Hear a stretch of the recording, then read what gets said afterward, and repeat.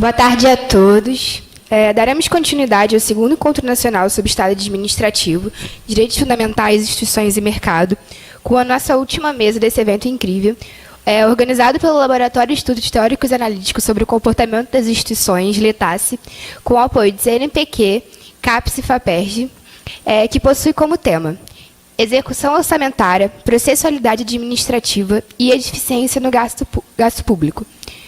Convidamos, então, a professora Melina Rocha Lutic, que é professora pela Universidade de Sorbonne, França, professora do Programa de Pós-Graduação em Direito da Fundação Getúlio Vargas, FGV Rio, e a professora Ana Carolina Miguel, que é mestre em Direito Público pela UERJ, professora convidada da Pós-Graduação da FGV Rio e procuradora-geral do Estado do Rio de Janeiro.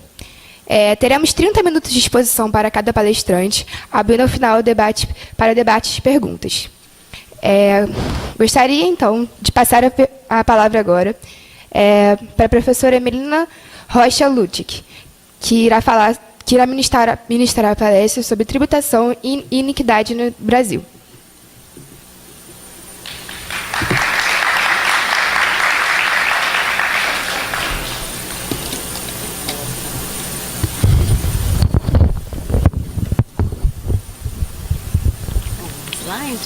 Quem que põe no slide?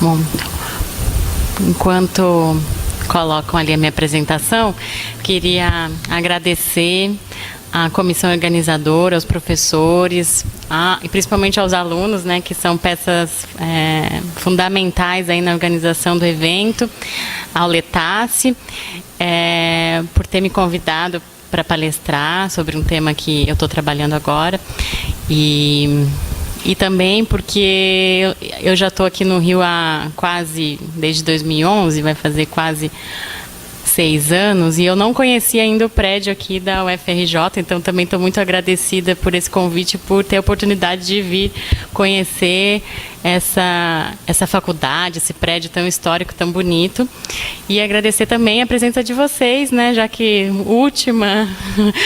sexta-feira à tarde, último painel, então é muito importante a presença de vocês aqui. Muito obrigada. Bom, o meu tema que eu escolhi é um tema, como eu falei, que eu estou trabalhando agora, tributação e iniquidade no Brasil. É um tema que até agora tem sido pouco explorado, né, tanto no aspecto técnico, pelos doutrinadores, pelos especialistas em finanças públicas, em tributação, quanto é um tema um pouco apagado na esfera política, né, no debate público. E é um tema muito relevante, né? Qual é o problema aqui que eu quero tratar? Nossa tributação, o sistema tributário, ele é progressivo, ele permite uma distribuição de renda, ele tem potencial para ser distributivo. Então, essa que é a grande questão, né? E só para fazer uma propaganda rápida sobre esse tema, eu estou organizando um livro junto com outros professores lá da FGV, junto com alguns técnicos do IPEA, e é um livro que reúne os especialistas justamente que trabalham sobre esse tema, vai sair provavelmente até final do ano, e a gente convidou, e vai ter um texto do Piketty também, que é um dos autores internacionais que mais trabalham com essa questão de tributação e distribuição de renda. Então, convido a todos a ficarem aí, quem tem interesse no tema, a ficarem de olhos abertos aí, que em breve vai sair o lançamento. Bom, gente, então, o que eu quero tratar é um senso comum que existe no debate público, principalmente pela mídia, e desconstruir um pouco esse senso comum, que não necessariamente ele leva em consideração o sistema tributário como um todo, né? Então, o primeiro senso comum é que a nossa tributação é regressiva. E é regressiva por quê, né? A tributação, o sistema tributário é regressivo no Brasil, e o primeiro motivo é porque o nosso sistema tributário, ele é baseado em impostos indiretos sobre bens e serviços, tributos sobre o consumo, que são por natureza regressivos, né? Então, pode passar, por favor? Eu trouxe aqui um slide que traz brevemente a distribuição do nosso sistema tributário em termos de receitas tributárias. Então, vocês podem ver ali em azul, que são os impostos sobre o consumo, que correspondem quase à metade da nossa arrecadação. Então, nosso sistema tributário é baseado principalmente nesses impostos sobre o consumo. Os tributos ali sobre a renda ficam em laranja, e o tributo para a Seguridade Social, as contribuições, principalmente, estão em cinza. Então, isso quer dizer que o nosso sistema é baseado em tributos sobre o consumo. Se a gente fizer uma comparação internacional, a gente vai ver que o Brasil está na contramão do modelo internacional, principalmente dos países da OCDE, da Europa, que baseiam a sua tributação em tributos sobre a renda. Então, pode passar, por favor. Tem aqui, eu trouxe um slide, aqui é com relação à porcentagem do PIB. Então, a gente, como eu falei, o Brasil, que é o primeiro ali, concentra a tributação em azul sobre o consumo, enquanto que ali os últimos países, França, Reino Unido, Alemanha, a tributação sobre o consumo é mais fraca. E já a tributação sobre a renda e propriedade, que é em vermelho, vermelho é sobre a folha de salários que vai para a Seguridade Social. Em verde, é a tributação sobre patrimônio e renda. Então, esses países, eles concentram a tributação, a arrecadação em tributos sobre a renda e propriedade, que tendem a ser mais progressivos. O que isso quer dizer? Cobrar mais de quem tem mais, menos de quem tem menos, e com isso fazer uma redistribuição de renda através da tributação. Então, o primeiro aspecto é esse. O nosso sistema tributário é baseado em impostos regressivos. E por que a tributação sobre o consumo é regressiva? Vocês precisam entender isso também. Pode passar, por favor. Aqui é só, o primeiro slide era sobre o PIB, aqui é sobre a receita. Então, vocês podem ver que as receitas, a maior parte ali do Brasil é em azul, alguns outros países também, como México, Chile, também concentram a tributação sobre o consumo, mas países mais da Europa, da OCDE, é diferente disso. Pode passar, por favor. Então, qual é o motivo? O motivo é que os pobres, as famílias mais pobres, tendem a consumir, em relação à sua renda total, uma porcentagem maior da sua renda total, ou seja, consomem mais em relação, uma maior parte da sua renda dedicada ao consumo. Isso quer dizer, portanto, que relativamente elas pagam mais tributos sobre o consumo, ou seja, a carga tributária, já que está baseada no consumo, recai sobre essas rendas mais baixas. Então, tem um estudo super famoso aí da Maria Helena Zokun, que eu trouxe também aqui o próximo slide, que mostra a carga tributária em relação à renda das famílias. Então, o primeiro... Pode passar, por favor. Ali, a primeira, até 2 salários mínimos, a gente vai ver que a carga tributária, quase 50% da renda dessas famílias vai para pagar tributo. E aí, em verde, a gente vê que esses 50%, a maior parte, quase 49%, é de tributos indiretos, que elas pagam ao consumir, ao comprarem, seja o que for, os produtos que elas necessitam, etc. Enquanto que as rendas mais baixas têm proporcionalmente uma carga tributária menor, e aí a tributação sobre a renda é mais forte, enquanto que a tributação indireta sobre o consumo é menor. Então, vejam que esse estudo mostra que quanto maior a renda, menor o peso da carga tributária sobre o salário dessas pessoas. Quanto menor a renda, mais as pessoas gastam relativamente a sua renda, ao seu salário, com tributo. Então, isso faz com que o nosso sistema seja um sistema regressivo, já que a maior parte dos tributos é baseada sobre o consumo. Então, esse é o primeiro motivo para ver esse senso comum de que a tributação é regressiva. Um segundo motivo, pode passar. Há uma percepção, e como eu falei, a mídia às vezes gosta muito de difundir isso, que os ricos não pagam imposto. Será que isso é verdade? Por que tem esse mito, existe esse mito, Primeiramente, porque existe no Brasil um sistema muito peculiar, que também não existe em outros países tão comumente, que é a isenção dos dividendos. Então, os dividendos, os lucros das empresas, quando são distribuídos aos sócios, acionistas, são isentos E isso faz com que haja uma percepção de que, por que os acionistas não pagam tributo, enquanto o trabalhador paga tributo sobre a sua renda. Então, tem muito essa discussão na mídia, eu vou desmistificar um pouco essa questão.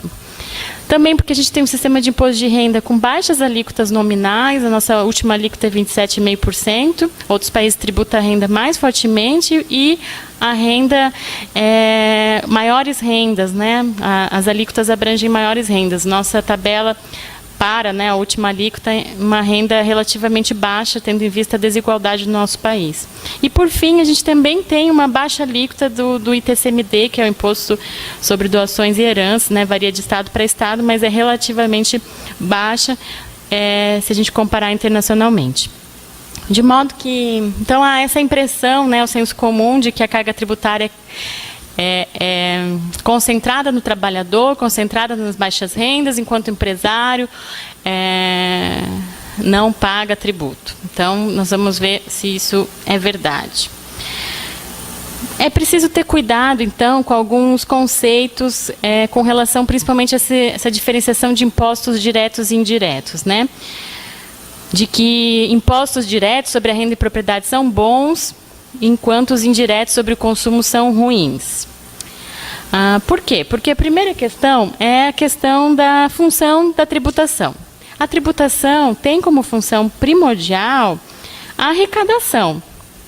E aí essa arrecadação ela tem que ser eficiente, justamente para que os governos, né, de todos os níveis da federação tenham dinheiro para pagar, para que esse dinheiro se reverta em políticas sociais, para que se reverta em obras públicas. Então, a gente não pode desconsiderar que isso é a principal função da tributação. A distribuição de renda é uma função extrafiscal, que deve ser não um objetivo principal, né? Mas é só apenas um dos objetivos auxiliares da tributação. Por que eu digo isso? Porque muitas vezes se criam distorções tamanhas no sistema tributário, justamente com o fundamento de distribuição de renda, e essas distorções causam consequências muito negativas.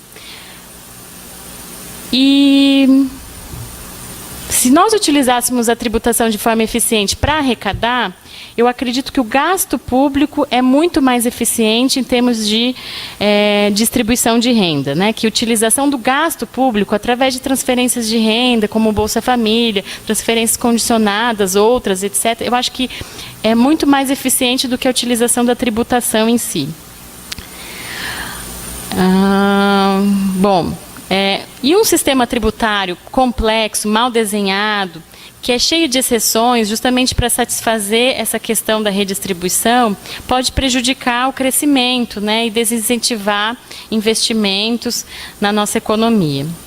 Eu vou tratar, então, mais especificamente dos impostos sobre o consumo e depois sobre o imposto de renda, para mostrar para vocês essas situações, tá? Então, vamos começar aqui com a tributação sobre o consumo.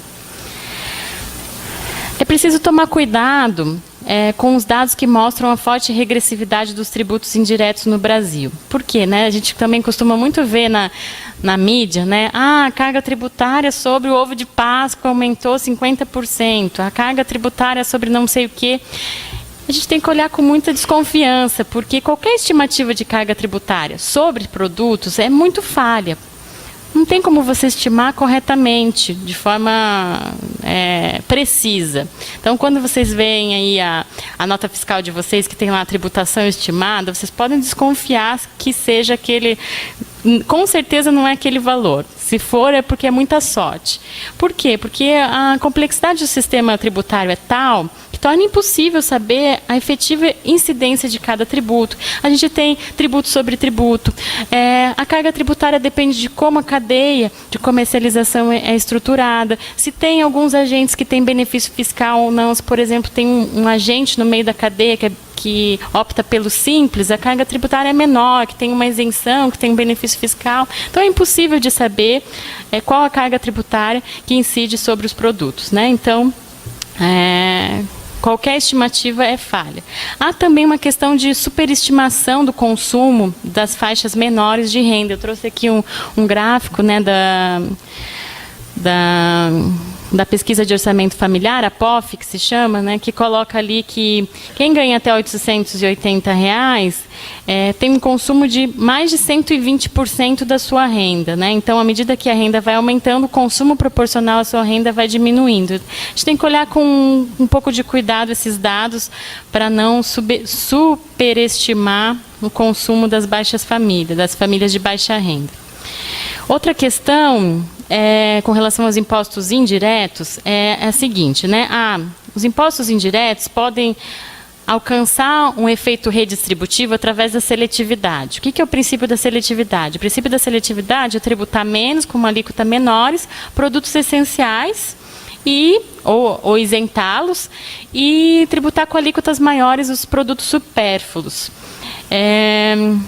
Mas será que isso beneficia os mais pobres? Será que isso realmente tem efeitos redistributivos?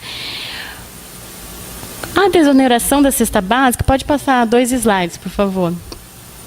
Aqui eu mostro, né, o gasto com cesta básica, com base na POF também. A gente vê ali que as famílias de mais alta renda gastam muito mais com cesta básica do que as famílias de baixa renda. Então, a eventual desoneração da cesta básica vai estar beneficiando muito mais as famílias de alta renda que gastam mais com a cesta básica. Então, assim, ao meu ver, e a desoneração da cesta básica, não é que eu não esteja, que eu queira o fim, estou defendendo o fim da desoneração, mas cria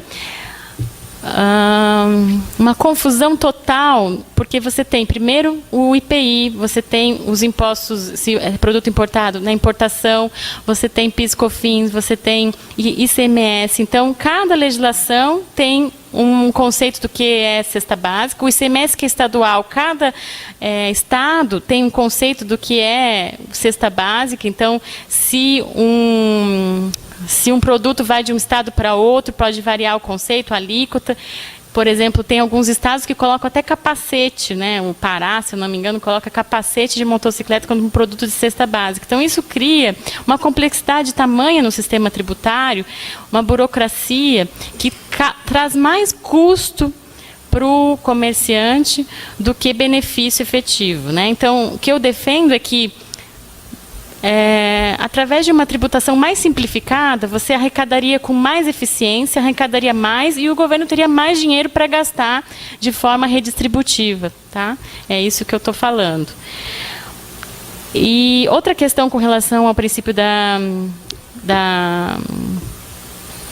seletividade é a tributação dos supérfluos. Então, eu trouxe o próximo slide.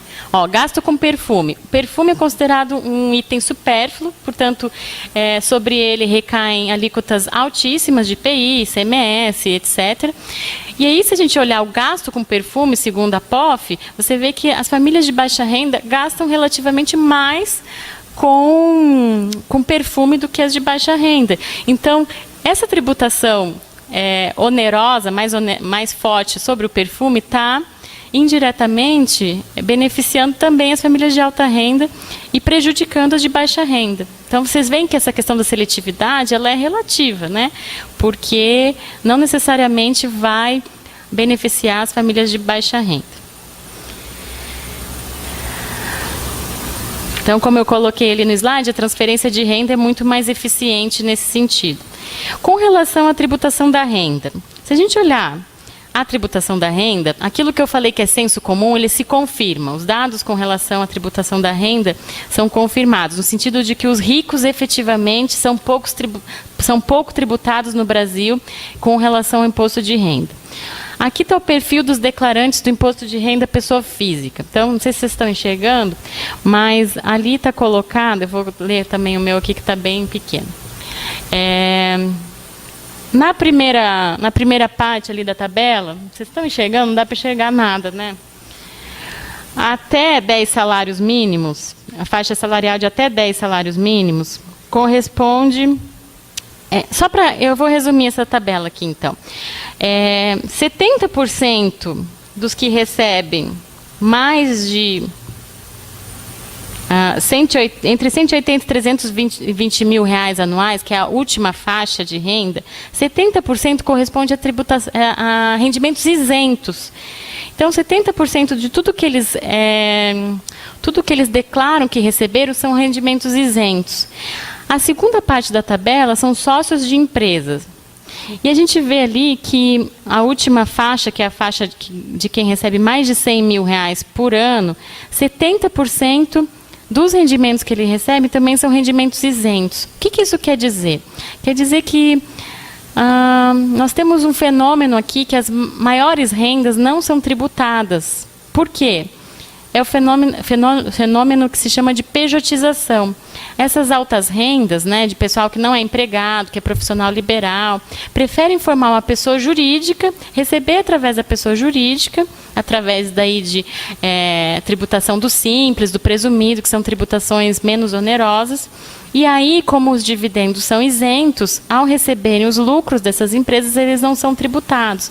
Então, os dados do imposto de renda pessoa física demonstram que a maior parcela de quem paga imposto de renda é funcionário público, é profissional que é empregado, mas os demais profissionais, e aí abrangendo a faixa mais alta, têm os rendimentos isentos por conta desse fenômeno da pejotização. Pode passar. Então, há essa disfuncionalidade da renda no país, né? No sentido de que há incentivos para que se criem empresas e se recebam rendimentos do trabalho através de empresas, justamente por conta disso. Mas há que tomar cuidado com algumas soluções, né? Porque nós temos uma grande diferença entre a natureza de renda do capital, a renda aplicada no investimento na pessoa jurídica, para a renda advinda do trabalho. São sistemas diferentes e não são comparáveis, né? Por que a gente tem essa isenção do dividendo? Essa isenção do dividendo a gente tem porque, pode passar o próximo slide, a nossa carga tributária sobre a pessoa jurídica, claro, aquela pessoa jurídica que opta pelo lucro real, não lucros presumidos e simples, tá? Que são benefícios fiscais. A nossa alíquota é de 34%, está muito acima da média internacional. Então, se criou essa isenção dos dividendos para compensar essa alíquota tão alta que a gente tem na pessoa jurídica. Porque imaginem vocês, se a gente tivesse uma alíquota de 34% na pessoa jurídica, mais a tributação dos dividendos, ninguém ia querer investir no país, ninguém ia querer constituir empresa, não valeria a pena, porque muito iria ser pago a título de tributo. Então, muitos dos que defendem, é preciso fim da isenção do dividendo. Não é bem assim. Se tirar o dividendo, essa isenção do dividendos, é preciso também baixar a alíquota do imposto de renda, porque senão você corre o risco de afetar o crescimento, a produtividade, os investimentos no país, né? E isso, claro, indiretamente tem por consequências a criação de empregos, a criação de consumo, etc, etc. Então, é preciso ter muito cuidado com isso. Próximo slide mostra ali o Brasil lá no fim da fila, uma comparação de 126 países. O Brasil é um dos que mais tem a alíquota de imposto de renda pessoa jurídica. Então, isso que tem que ser levado em consideração. Bom, então, igualmente, elevar as alíquotas do imposto de renda pessoa física não parece ser solução. Por que não? Porque só afeta quem já paga o imposto, os funcionários públicos, os empregados de empresas. Não afeta esse pessoal que está fora, né, que não paga tributo, o imposto de renda pessoa física, porque criam empresas. Então, o maior problema da tributação no Brasil parece ser justamente essa subtributação da renda do trabalho de pessoas que se constituem como pessoas jurídicas. E aí eu mostro aqui no próximo slide uma comparação da carga tributária. Pode passar o próximo, por favor. Aqui, uma pessoa que ganhe 30 mil reais. Então, eu faço uma diferença se ele é empregado, se ele opta pelo lucro presumido ou se ele opta pelo simples. A mesma pessoa, um profissional liberal, vamos dar o exemplo. Se ele é empregado, a carga tributária dele é de quase 15 mil reais, ou seja, 50% do que ele recebe é carga tributária, incide sobre esse salário dele. Enquanto se ele opta pelo lucro presumido, é 5.400 e pelo simples 3.500. Então, vejam, uma carga tributária de 3.500, uma carga tributária de 15.000, é claro que cria um grande incentivo para que as pessoas criem pessoas jurídicas e sejam tributados por meio da pessoa jurídica, né? Porque realmente é uma grande distorção. Então, a grande distorção, ao meu ver, que deve ser contornada em uma futura reforma tributária, é justamente acabar com esses benefícios fiscais como lucro presumido e simples, né? Porque criam esse tipo de distorção que é maléfica e faz com que pessoas de alta renda não sejam tributadas. Meus comentários finais, então. Bom, há espaço para aumentar a progressividade da tributação no Brasil, mas demonizar a tributação sobre o consumo ou defender a seletividade restrita pode não ser boa solução, porque é preciso você ter um imposto sobre o consumo eficaz e simples. Você precisa simplificar o ICMS, o IPI, criando eventualmente um tributo sobre o valor agregado, né, que tem se proposto há muito tempo aqui no Brasil e nunca é aprovado. Eu acredito que o imposto sobre o consumo ele não é de todo ruim. É preciso aumentar a tributação dos rendimentos do capital, mas tomar cuidado para que não haja impacto negativo sobre o crescimento, porque a nossa alíquota sobre o imposto de renda da pessoa jurídica já é muito alta. É necessário rever esses regimes simplificados e ainda há uma possibilidade de aumentar a tributação sobre as heranças, né? O mais importante para mim, então, para fechar, seria nós aumentarmos a progressividade e fazer a redistribuição de renda via gasto público. A tributação é limitada e não deve ter por escopo principal, sob pena de complicar, né, ao invés de tornar um sistema mais eficiente, mais uniforme e que sirva justamente para arrecadar. Então, acho que seriam esses meus comentários. Agradeço a atenção e estou aberta aí para eventuais perguntas que vocês queiram fazer.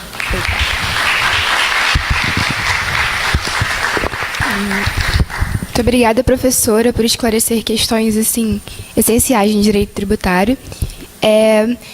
Passo, então, a palavra para a professora Ana Carolina Miguel, que irá falar sobre reflexões sobre a fase interna de licitações, como fase de planejamento pode contribuir para uma maior eficiência no gasto público.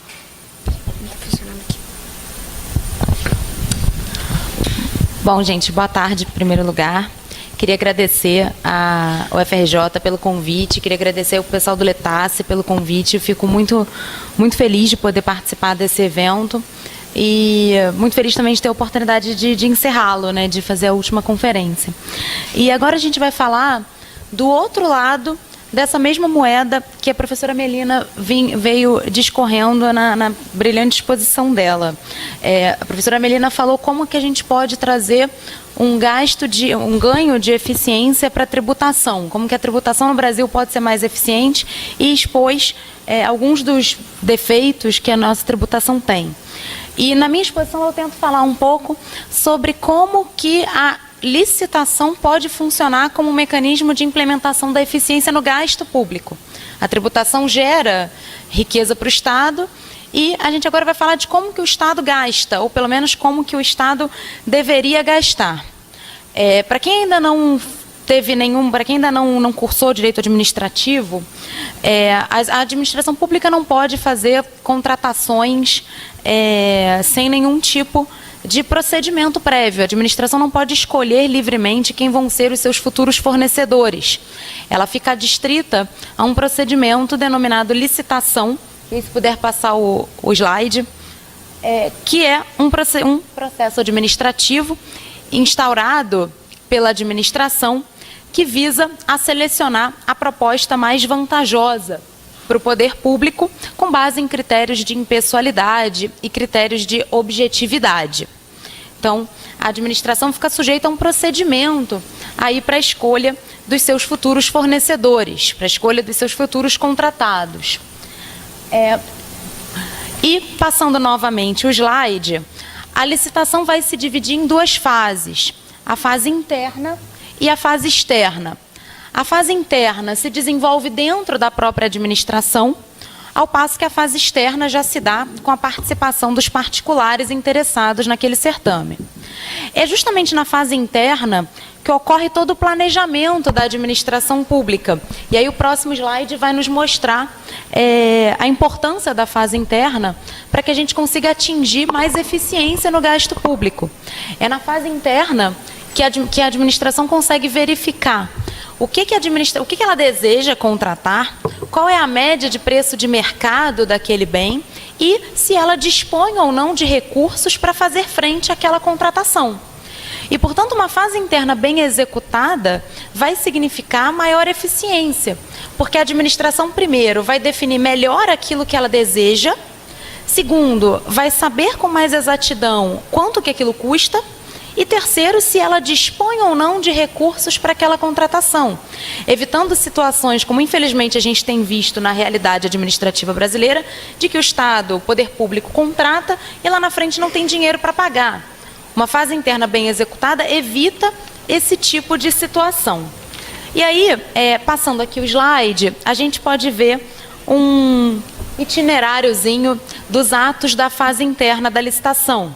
Ela vai se iniciar com a requisição do objeto, ou seja, com a especificação do objeto, aquilo que a administração deseja. É seguida, então, de uma pesquisa de mercado, para que a administração saiba quanto que aquilo custa. Passa pela ordenação da despesa, ou seja, pela verificação quanto à existência ou não de recursos para fazer frente àquela contratação. Havendo recursos, é elaborado o edital e também os seus anexos.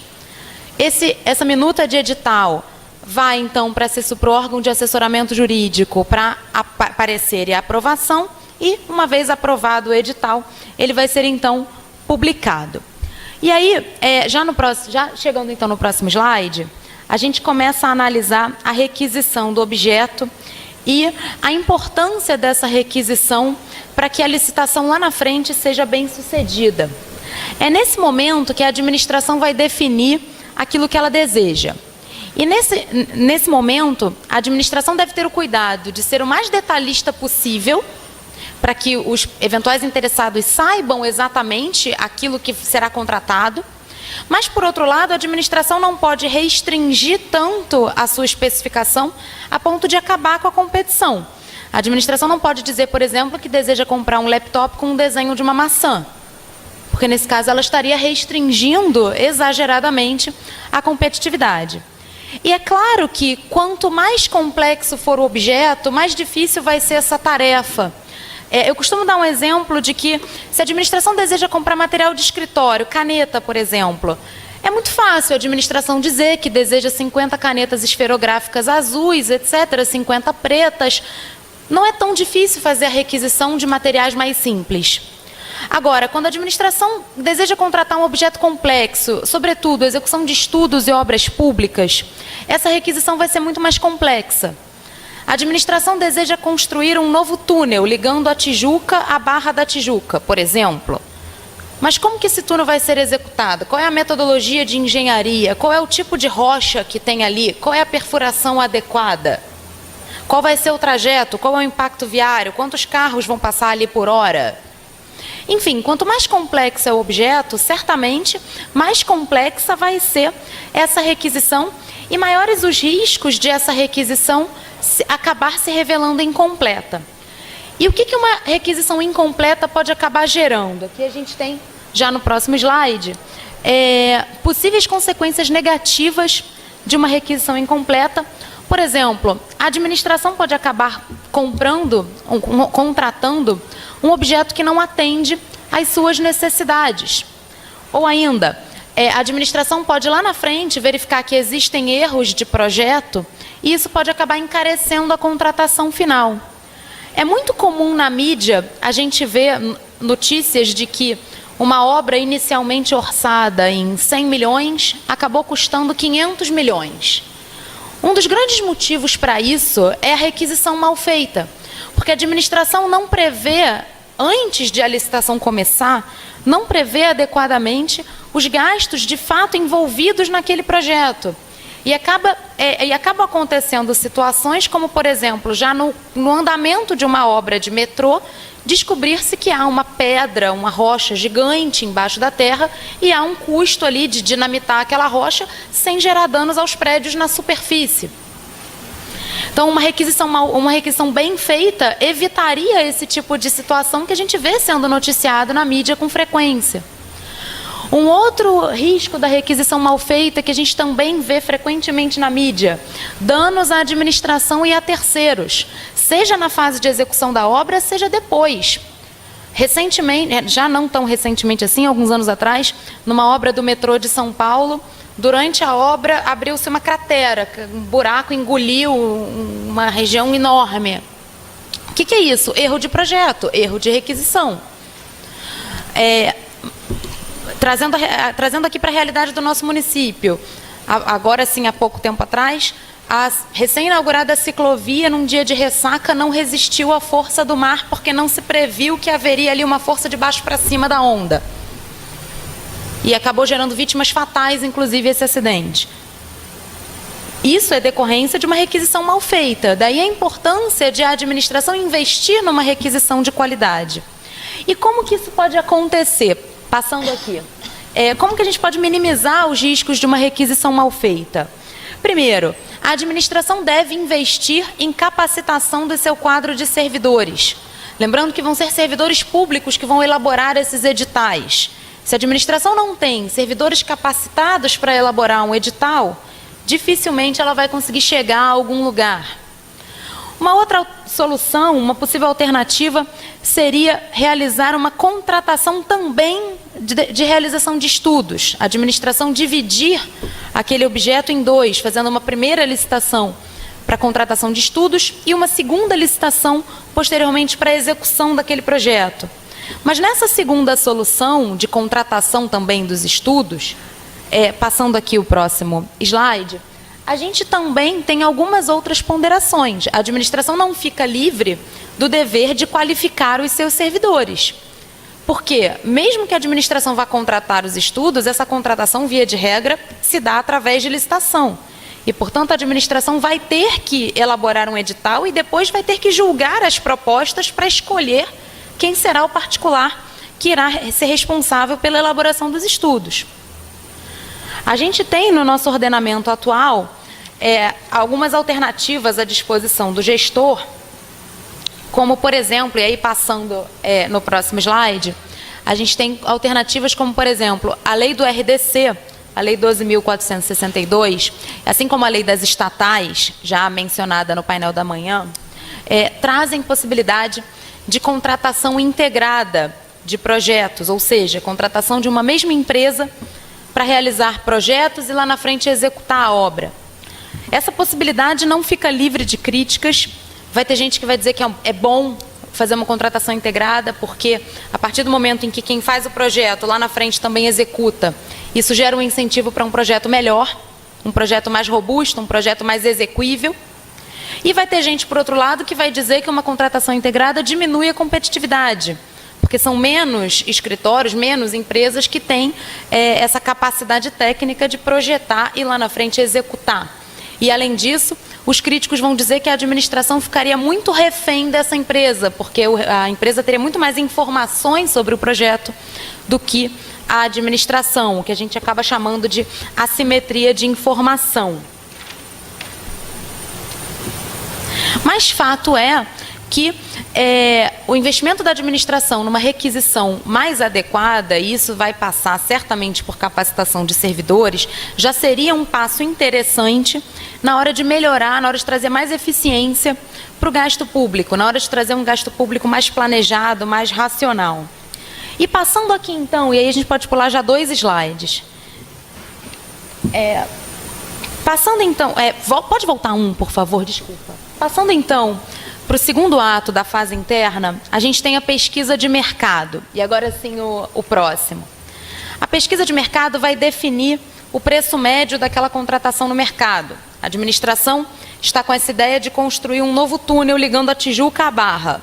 Mas, primeiro, depois de definido como que isso vai ser feito, né, na requisição, a administração precisa saber quanto que isso custa. para saber se há lá na frente ou não recursos para isso. E a Lei 8666 não diz como que essa pesquisa de mercado vai ser feita.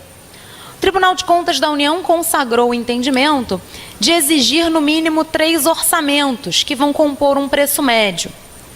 Só que essa pesquisa feita através de orçamentos acaba apresentando na prática uma série de falhas. E aí, já o próximo slide começa com a seguinte indagação. E o que pode dar errado na pesquisa de mercado? Praticamente tudo. Primeiro, se a requisição não tiver sido adequada, a pesquisa também vai ser imperfeita. Se a administração diz que quer construir um metrô num solo arenoso, o preço é um. Mas se lá na frente descobrirem que ali tem uma rocha, o preço se torna outro. Então, quando a requisição é imperfeita, também será a pesquisa.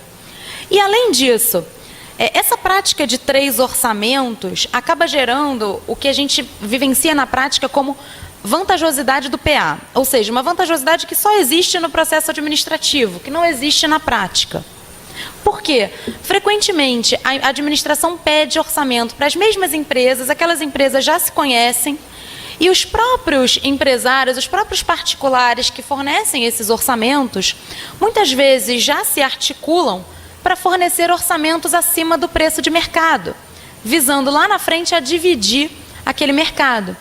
Em vez de eles concorrerem, eles preferem se cartelizar e aumentar o preço para dividir o mercado. Isso pode acontecer com ou sem a anuência, com ou sem a participação de agentes públicos. Nem sempre o agente público sabe dessa prática, pode saber ou não, mas isso acaba gerando um sobrepreço na contratação. E mesmo em mercados não cartelizados, fato é que contratar com a administração gera um risco para o particular. A administração atrasa pagamentos, a administração altera unilateralmente os seus contratos. Isso acaba fazendo com que os contratos administrativos sejam mais caros. A administração quer comprar uma geladeira. Ela não vai conseguir comprar essa geladeira pelo preço que está anunciado no site das Casas Bahia, por exemplo. Mesmo que o mercado não seja cartelizado. Porque o fornecedor que vai vender a geladeira para a administração sabe que a administração só vai pagar daqui a 6 meses. Sabe que a administração pode chegar lá na frente e falar, não, eu pensei melhor, eu não vou querer uma geladeira não, eu vou querer um frigobar, eu estou alterando unilateralmente este contrato. E o particular sabe desses riscos de contratar com a administração. Por isso, mesmo quando não há cartelização, a pesquisa pode acabar tendo preço acima do de mercado em razão desses riscos inerentes à contratação administrativa. E, para piorar a situação, o orçamento obtido nessa pesquisa de mercado é obrigatoriamente divulgado no edital, o que acaba fazendo com que não haja incentivos para que um agente externo, chamado free rider, possa apresentar uma proposta mais condizente com a realidade. Se a administração diz que está disposta a pagar R$3.000 pela geladeira, por que você vai dizer que pode vender por R$1.800? A divulgação do orçamento estimado no momento do edital acaba gerando um desincentivo a propostas mais baixas.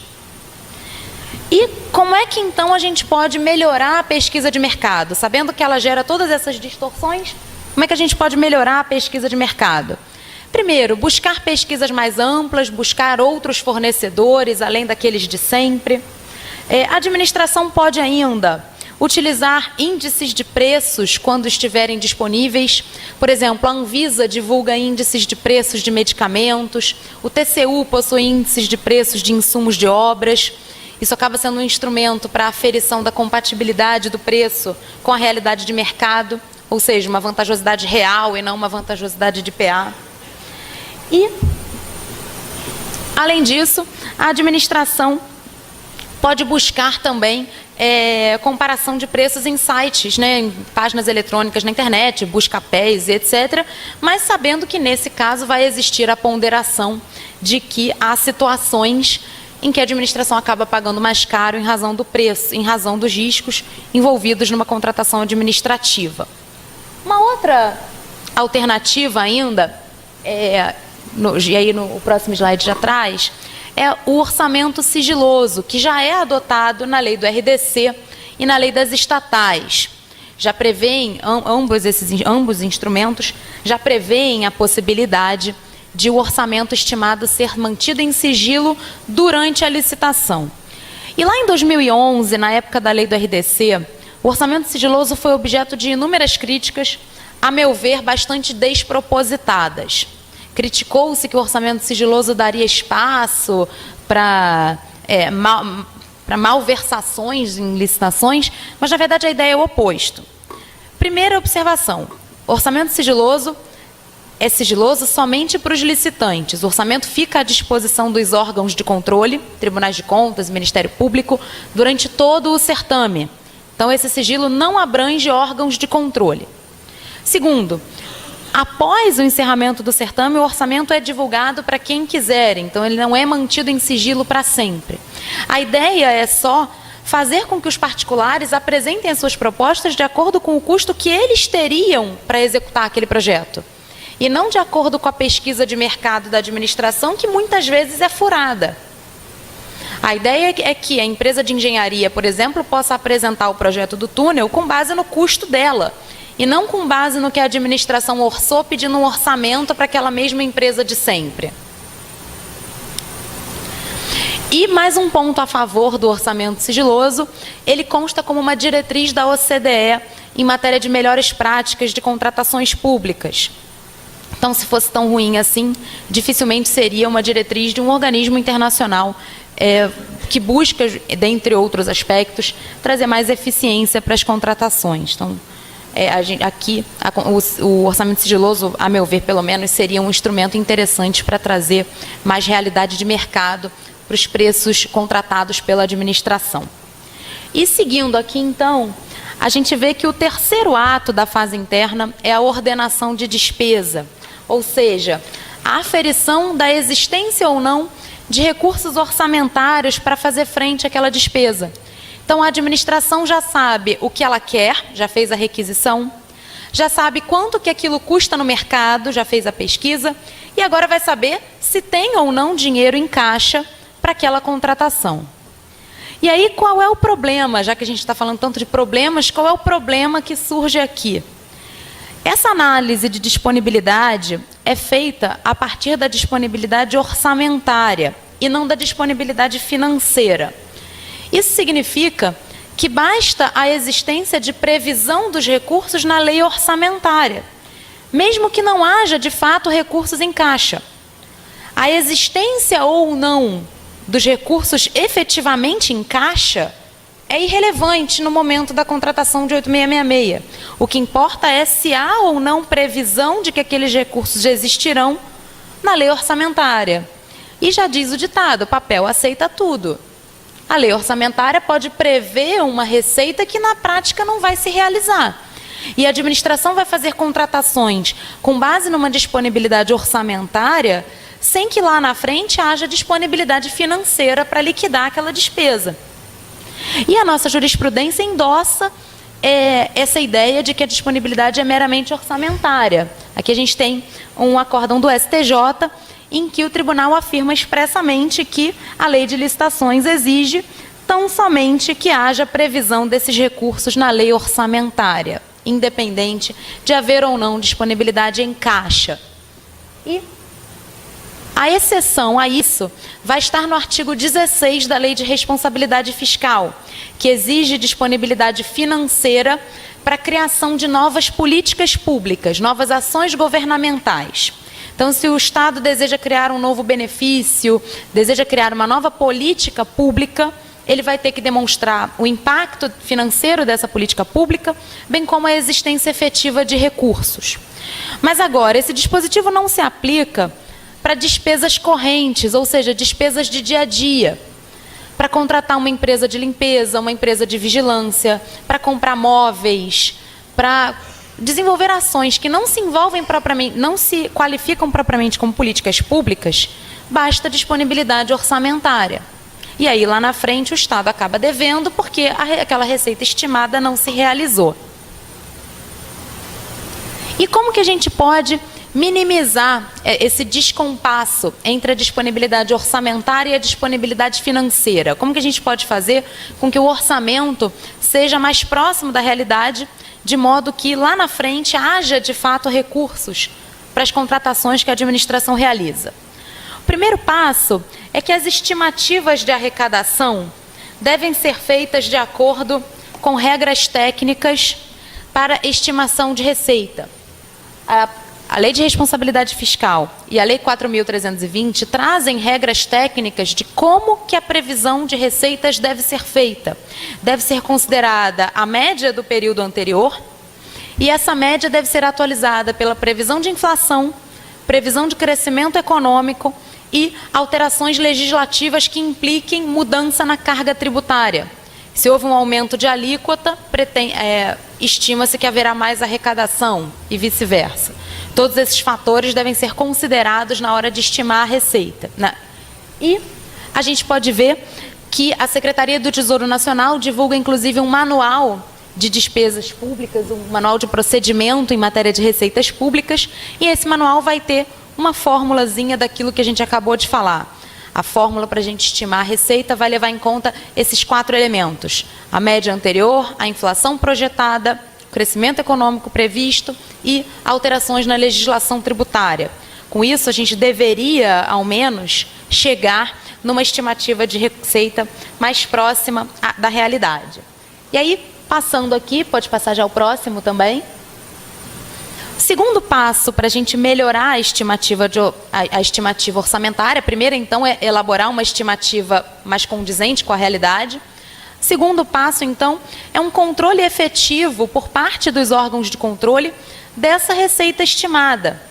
A LRF, a Lei de Responsabilidade Fiscal, estabelece expressamente que as estimativas de receita devem ser colocadas à disposição dos órgãos de controle, outros poderes, Ministério Público. Mas, na prática, infelizmente, além disso, as leis de diretrizes orçamentárias prevêem também divulgação dessas estimativas na internet, para que qualquer interessado, qualquer particular, possa ter acesso a esses documentos. Mas, apesar dessa tentativa de maior controle, de maior transparência, o que a gente vê na prática é que a jurisprudência do TCU, pelo menos, é bastante complacente com superestimativas de receita. Por exemplo, no projeto de LOA, no projeto de lei orçamentária de 2016, o TCU identificou um risco de superestimativa de 192 bilhões de reais. Ou seja, a União tinha risco de contratar 192 bilhões de reais que lá na frente ela não ia ter como pagar, porque essa receita não ia acontecer. E também, quando o TCU analisou o projeto de lei de diretrizes orçamentárias de 2015, o TCU também apontou que havia um descompasso entre as expectativas do governo e de mercado para o crescimento econômico. O governo estava sendo muito otimista na sua previsão de crescimento econômico, ou seja, ia acabar fazendo despesa que não ia conseguir pagar lá na frente. Só que os acórdãos do TCU, em geral, só fazem isso. Apontam o risco de superestimativa e não fazem mais nada. Acaba que, na prática, fica por isso mesmo. Um terceiro passo, então, para a gente melhorar a estimativa de recursos orçamentários seria alterar as leis de diretrizes e as leis orçamentárias anuais ao longo do ano, sempre que a receita projetada se mostrar superestimada. Depois de 2 meses arrecadando abaixo da média, por exemplo, o ideal seria rever as projeções dos meses seguintes, de modo a tentar minimizar o déficit que vai se formando ao longo do ano. E, novamente, nem sempre são feitas essas readequações das leis orçamentárias ao longo do ano. Pelo contrário, recentemente a gente viu readequações na lei orçamentária para aumentar o déficit, quando, na verdade, a readequação seria para enxugar o gasto, enxugar a previsão de receita e tentar diminuir esse déficit. Passando aqui, então, para os próximos atos da fase interna, a gente tem a elaboração do edital e a sua aprovação pelo órgão de assessoramento jurídico. E aqui a maior polêmica que vai existir envolve a possibilidade de o advogado público parecerista ser responsabilizado. A jurisprudência, em razão desse parecer que ele emite, aprovando ou não o edital da licitação. A jurisprudência do Supremo entende que o advogado público parecerista, quando emite a sua opinião, inclusive em relação a licitações, mas não apenas sobre isso, qualquer tipo de manifestação consultiva da advocacia pública, pode ensejar uma responsabilidade do advogado público nos casos de culpa ou erro grosseiro, ou seja, nos casos em que fique comprovado que aquele advogado público agiu de forma culposa, de forma dolosa ou com um manifesto erro, um erro grosseiro. E essa responsabilidade do advogado público acaba sendo bastante estudada em âmbitos, né, de procuradorias, por razões óbvias, né, por interesse dos próprios procuradores na matéria, e ela acaba sendo, e essa jurisprudência do Supremo acaba sendo objeto de algumas críticas. A gente tem, por exemplo, muito embora tanto o STJ quanto o TCU sigam a mesma linha. Não só o STF, como também o STJ e o TCU admitem a responsabilização do advogado público parecerista, mas, apesar disso, a matéria acaba sendo objeto de críticas por parte da doutrina. O Diogo de Figueiredo vai dizer que o advogado público parecerista não deveria responder, porque a atuação consultiva da advocacia pública seria uma atuação, não se confundiria com um ato administrativo, seria uma enunciação jurídica. E aqui, pedindo todas as vênias possíveis ao brilhantismo do professor Diogo, pessoalmente eu não concordo que o advogado público não possa responder em hipótese alguma, e falo isso apesar de ser advogada pública. Acho que há situações em que o advogado público deveria responder, sobretudo nos casos de dolo, e que essa responsabilidade parcimoniosa do advogado público poderia contribuir para uma contratação mais eficiente, de modo que o advogado público olhasse com mais atenção aquela minuta de edital. Lembrando aqui que a advocacia pública é o único órgão de controle que faz controle preventivo das contratações públicas. A administração pública analisa aquela contratação antes de ela acontecer, ou seja, a advocacia pública é capaz de prevenir o dano ao erário, não apenas de punir e reparar. Ela é capaz de evitar o dano ao erário, principalmente quando ela atua com a independência, com a força técnica que ela deve ter. E, em razão disso, pessoalmente, eu acabo preferindo o entendimento do José Vicente Santos de Mendonça, que entende que o advogado público pode, sim, responder, desde que reste comprovado que ele agiu com dolo, que ele não atuou com a cautela necessária e ainda que ele cometeu um erro evidente e inexcusável. A única ponderação que o José Vicente faz é que o advogado público não deve ser responsabilizado nos casos em que haja dissenso doutrinário. Há determinados casos, a gente sabe muito bem disso, o direito não é uma ciência exata. Há determinados casos em que existem correntes. Um autor pensa uma coisa, o outro pensa outra.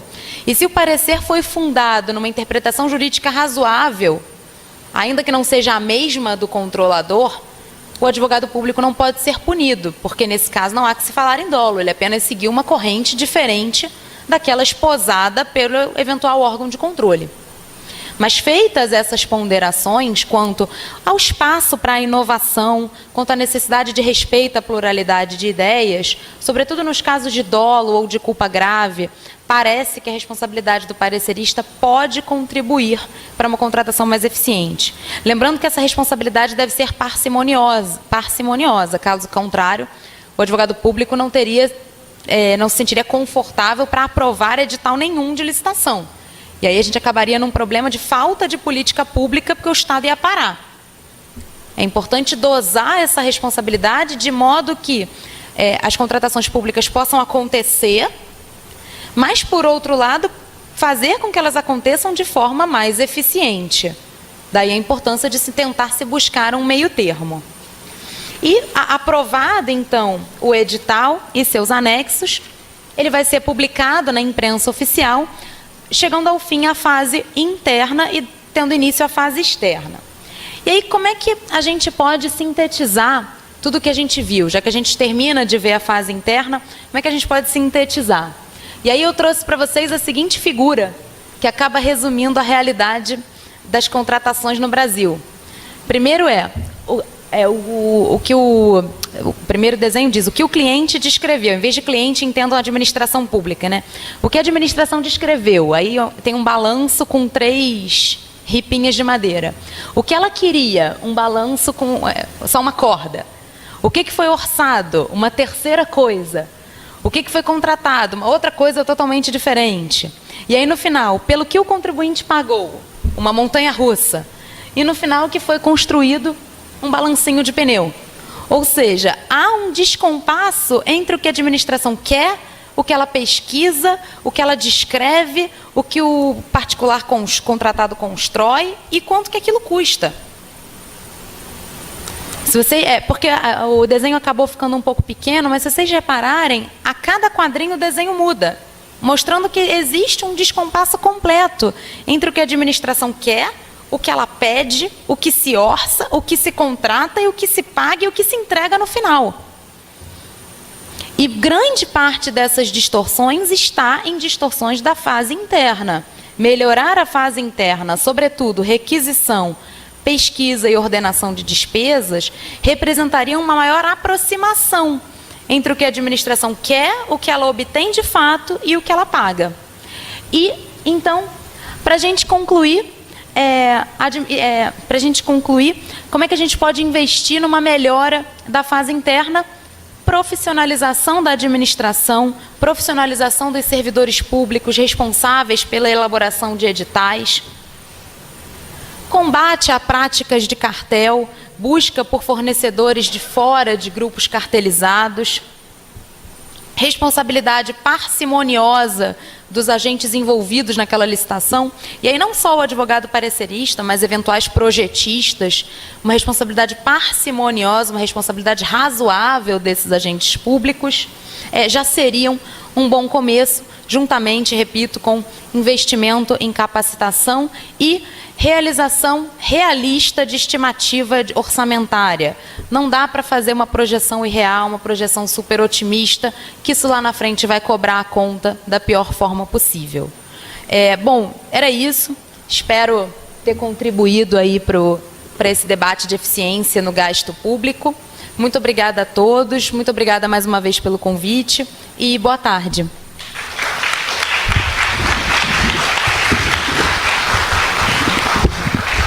Muito obrigada, professora Ana Carolina.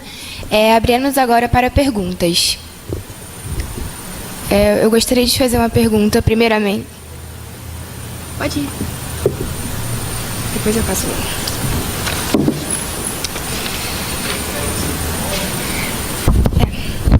É porque só tem um caso.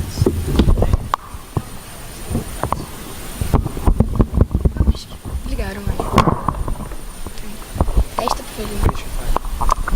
Bem, boa tarde a todos. Parabéns pelas brilhantes exposições que tivemos aqui.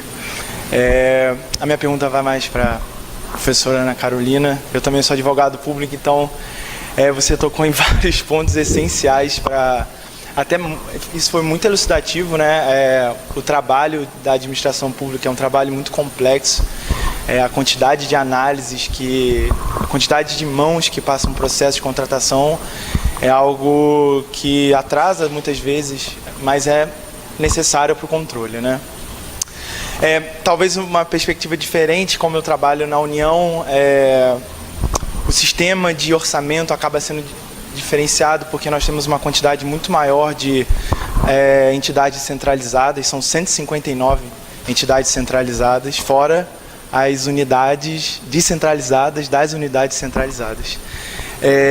Então, o que eu acho que poderia dar uma engessada, e é isso que eu coloco para debate, nessa expectativa real orçamentária, porque realmente hoje é uma ficção jurídica que se cria no processo administrativo, você declarar o orçamento, realmente. Eu tenho tanto no orçamento, então vou contratar com base nesse tanto orçamentário. Só que na hora de executar o orçamento, há uma série de cortes, o corte da contingência, o corte do pagamento, o corte do empenho, enfim. E a administração pública indireta, sobretudo, ela depende da descentralização orçamentária vinda dos ministérios. Aí eu queria colocar, a primeira colocação que eu faço é como é que você vê que essa expectativa real não atrapalharia a execução das políticas públicas, das contratações dessas entidades descentralizadas. E, enfim, outra pergunta eu esqueci. Mas vamos ficar com essa aqui, depois de qualquer coisa, se eu lembrar. Então é mais ou menos isso que eu queria colocar. E parabéns novamente, foi brilhante a exposição, das duas, na verdade. Posso pegar o microfone? Eu sei que está funcionando. Então, desculpa. Bom, obrigada. Primeiro, queria agradecer a pergunta. E, assim, sem dúvida, uma estimativa mais próxima da realidade acaba impactando na execução de política pública, porque você vai ter menos orçamento disponível. Mas, por outro lado, gera a possibilidade de um orçamento mais bem executado. Porque quando a gente executa uma política pública sem dinheiro, acaba sendo uma execução quase tão ficcional quanto o próprio orçamento.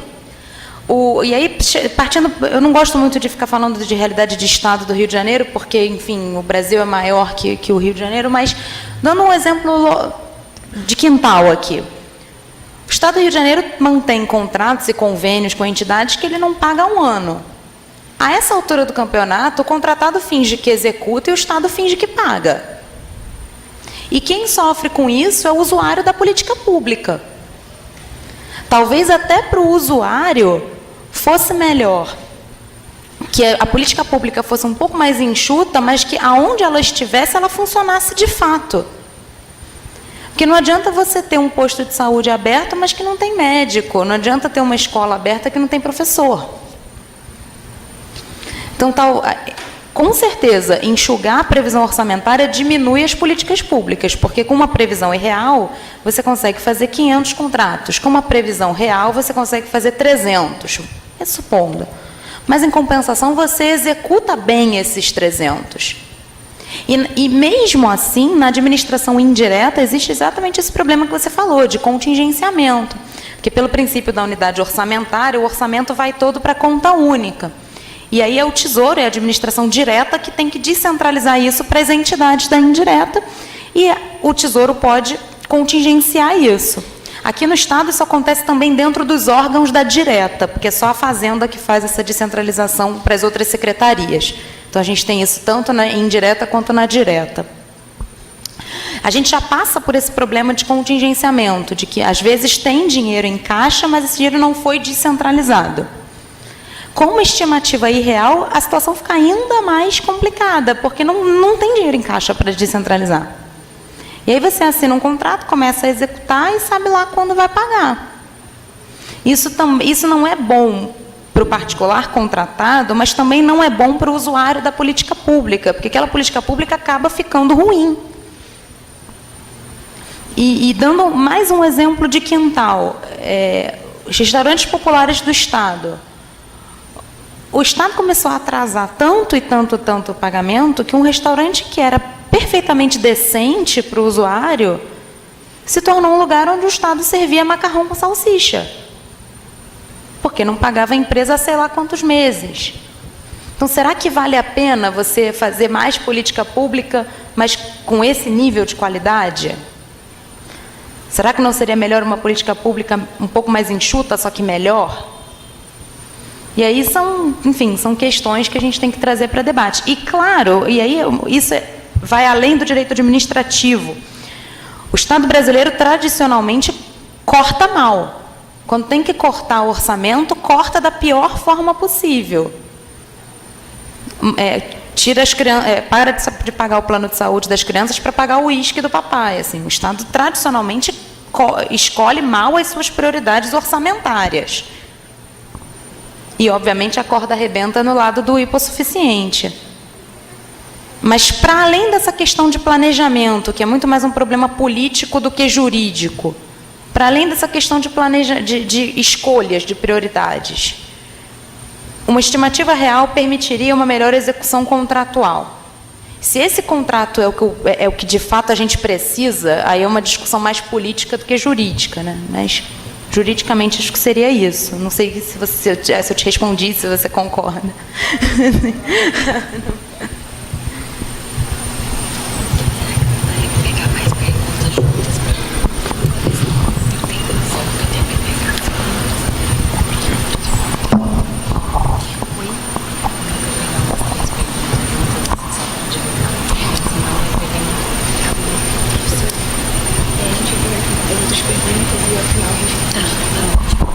Bom, a minha pergunta vai para a professora Melina. Você falou da questão da demonização da tributação do consumo. Voltando um pouco mais atrás, a gente viu em 2008 um governo Lula alertando o bem do povo consumir para tentar fugir um pouco da crise, a famosa madolinha. É mais uma opinião que eu queria saber sobre. Como você acha que a população brasileira vai reagir a uma possível tributação no consumo? Você acha que provavelmente o consumo vai diminuir drasticamente ou não? Como assim reagir a uma possível tributação? Como assim? Não entendi a pergunta. Eu queria saber se uma eventual tributação do consumo, se a população brasileira pode deixar de consumir, se isso pode ter um efeito contrário.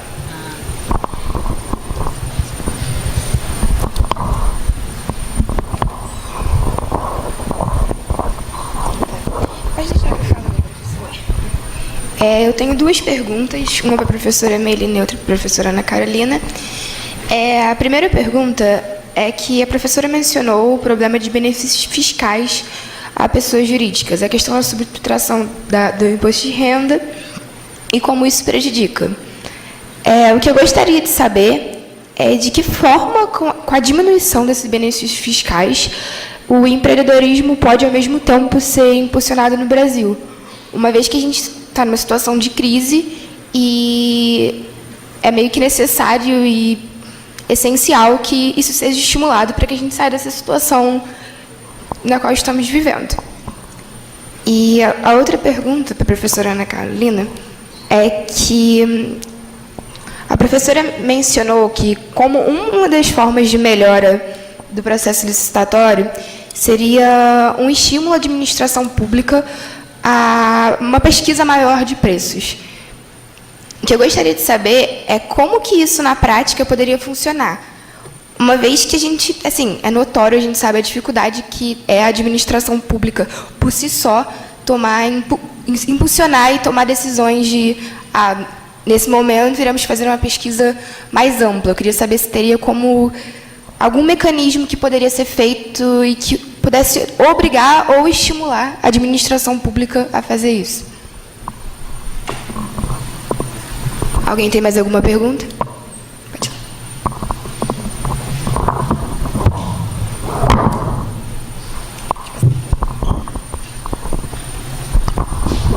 Obrigado, boa tarde a todos e todas. Meu nome é Vinícius. Primeiro eu queria parabenizar pela excelente exposição. Na verdade, são duas perguntas, uma para cada palestrante. Ana, eu queria saber a sua opinião sobre o que você acha sobre a função promocional da licitação, que é você usar o objeto da licitação para promover alguns fins públicos do Estado, que são alheios àquela relação vertical entre a administração, de certa forma alheios, a administração e os licitantes. Melina, eu gostaria de saber qual a sua opinião sobre a política de tabelamento agrícola, se ela é efetivamente um instrumento de distribuição de renda e se ela pode ser expandida, e saber a sua opinião a respeito da constitucionalidade dela também. Política de tabelamento dos produtos agrícolas. Na hora de tributar, você diz? Não, é que... É que você tem um mecanismo de remunerar o produtor, o Estado remunera o produtor a partir de um preço artificial que é superior àquela expectativa que ele tinha de ganhar. Isso é para alguns alimentos, os alimentos da cesta básica, por exemplo. No caso, se o preço que se formar naturalmente for inferior, o Estado ele completa o valor. E se ele for superior, vale o preço que se formou no mercado.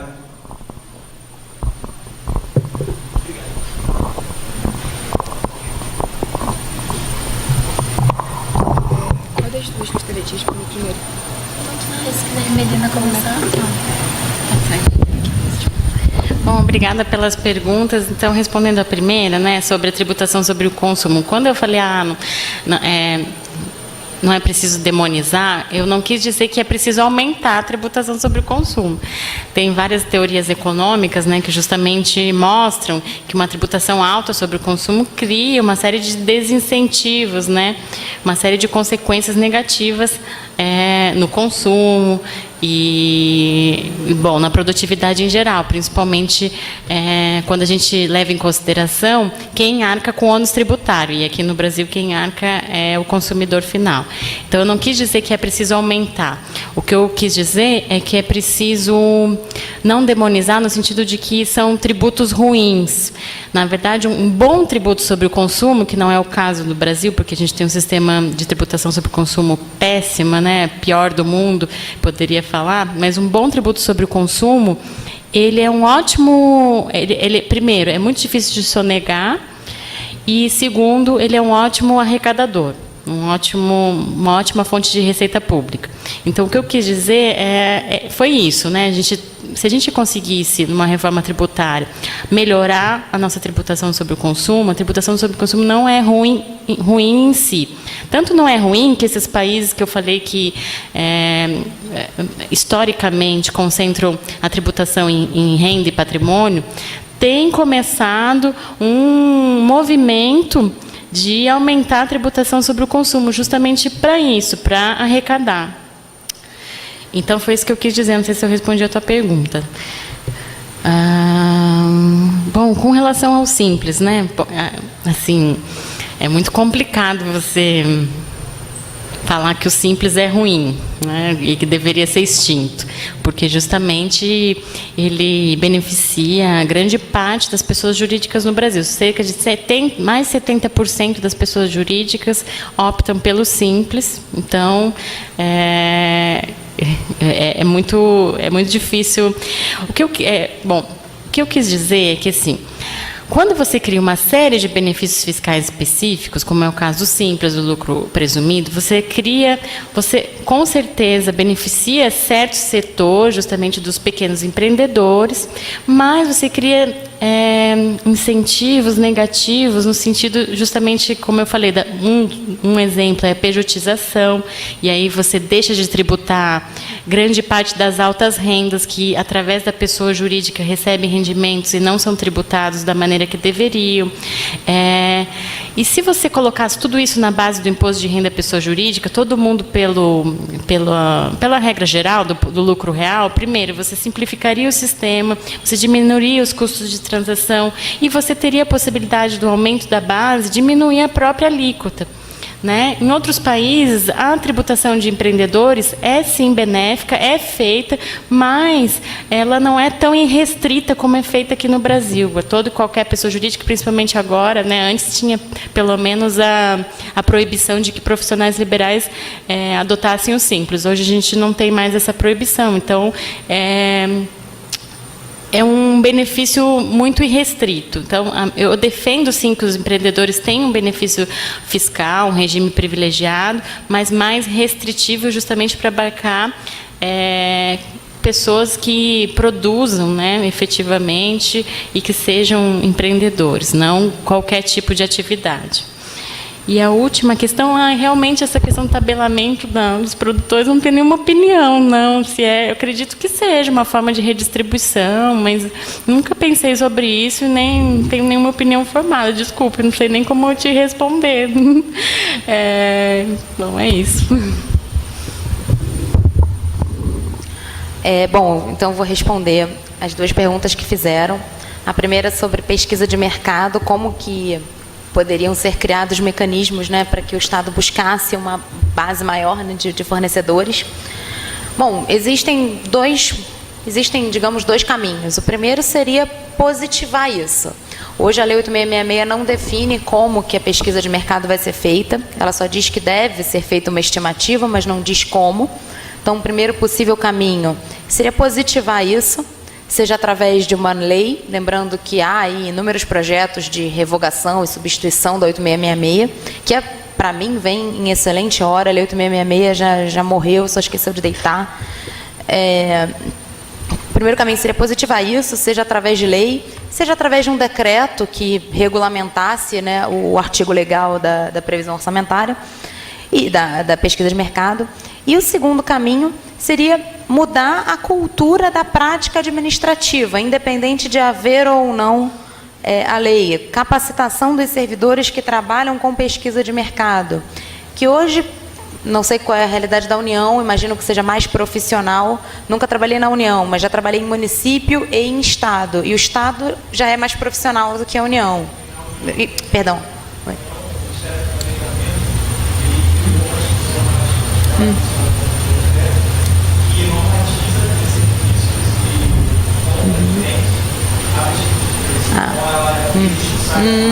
Eu compro as net.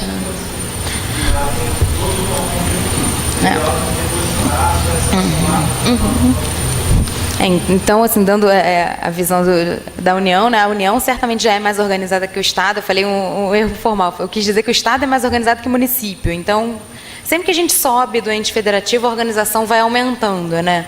Então, a União já está muito na frente, pelo menos da realidade que eu conheço, de municípios do Estado do Rio de Janeiro e de Estado do Rio de Janeiro. A União está muito na frente. Já tem uma instrução normativa, tem um site em que são divulgados preços médios, que é o Comprasnet, que a gente até usa no Estado, às vezes, de base de pesquisa, a gente usa o Comprasnet federal. Mas no âmbito do Estado, pelo menos, a pesquisa é muito artesanal, é mandar pedido de orçamento para a papelaria da esquina. Quer comprar material de escritório, pega umas 3, 4 papelarias aqui do centro, manda orçamento, o cara manda por e-mail. Ou então manda para uma Calunga da vida, e a Calunga não responde, porque quem quer contratar com o Estado. E aí, então, profissionalizar essa pesquisa, seja através da edição de um ato normativo, seja através de capacitação dos servidores, um curso de formação dos servidores que atuam nessa área. Quando eu já tive a oportunidade de chefiar a assessoria jurídica de secretaria, em diversas secretarias pelas quais eu passei, os servidores não conheciam o Comprasnet. Eu que falei, olha, existe uma coisa chamada Comprasnet, que é um site da União, que compila preço. Olha, a FGV divulga índice de preços de uma série de serviços. Serviço que toda a repartição pública licita, limpeza. A FGV tem índices de preços extremamente detalhados, incluindo a metragem, quantos andares, não sei o quê. Então, capacitação, mostrar para essas pessoas que essas ferramentas existem e estão ali para serem utilizadas. E muitas vezes falta capacitação. E se a gente sai para os municípios, a realidade é ainda mais assustadora. E respondendo à segunda pergunta sobre função promocional ou função regulatória da licitação, coincidentemente essa questão foi uma das questões da segunda fase do meu concurso de procurador do Estado. Então, respondendo até como candidato, bom, a função promocional, a função regulatória da licitação acontece quando a administração pretende se valer do seu poder de compra para promover valores socialmente desejáveis, fazendo uma ponderação entre a mera economicidade e a promoção de uma vantajosidade socialmente mais ampla. Por exemplo, a administração decide que vai comprar papel reciclado.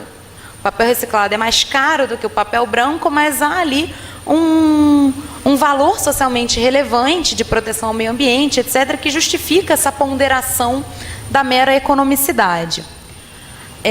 A doutrina, quando comenta essa função promocional, em geral, diz que ela hoje encontra guarida no artigo 3º da Lei 8666, que diz que um dos objetivos da licitação é a busca do desenvolvimento nacional sustentável. Esse conceito jurídico indeterminado conteria espaço para a busca dessa função promocional. A lei do RDC, no artigo 4º, é até mais expressa. Ela fala que a licitação pode visar proteção ao meio ambiente, acessibilidade de pessoas com deficiência, proteção do patrimônio urbanístico, fala também de outros parâmetros aí de função regulatória. Então, hoje, isso é uma realidade no Brasil. Aqui no Estado, por exemplo, os editais de licitação exigem que as empresas prestadoras de serviço reservem 10% das suas vagas para pessoas com deficiência, de modo a gerar oportunidade de mercado para essas pessoas, mercado de trabalho para essas pessoas. Muito embora isso vá gerar um custo para o contrato, porque a empresa vai ter que procurar pessoas, muitas vezes vai ter que capacitar essas pessoas, isso vai gerar um custo, um encarecimento, algumas centenas de reais aí para o contrato, mas gera um ganho de eficiência social. Pessoalmente, eu acho que é uma estratégia bastante interessante, principalmente levando em conta o poder de compra da administração. A administração é um dos grandes contratantes do Brasil. Existem estudos sobre quanto que a administração representa, né, na demanda por compras, e são estudos assim, que mostram que a administração é um grande comprador. Então, a administração tem esse poder de influenciar o mercado. Eu acho bastante interessante esse tipo de prática, mas que deve ser ponderado através da razoabilidade, da proporcionalidade, com o custo econômico que a medida vai trazer. Porque uma coisa é o contrato ficar 5% mais caro, a outra é o contrato ficar 80% mais caro. Deve haver aí uma ponderação de racionalidade nessa contratação. Por exemplo, o Estatuto da Micro e Pequena Empresa prevê um empate ficto para micro e pequenas empresas que apresentam proposta até 10% maior e no pregão até 5%. 10% já não sei se acho razoável, mas 5% me parece bastante razoável, que é a margem do pregão. Mas vejo com bons olhos, desde que utilizada com razoabilidade, com proporcionalidade, aí, com a economicidade administrativa. Respondeu?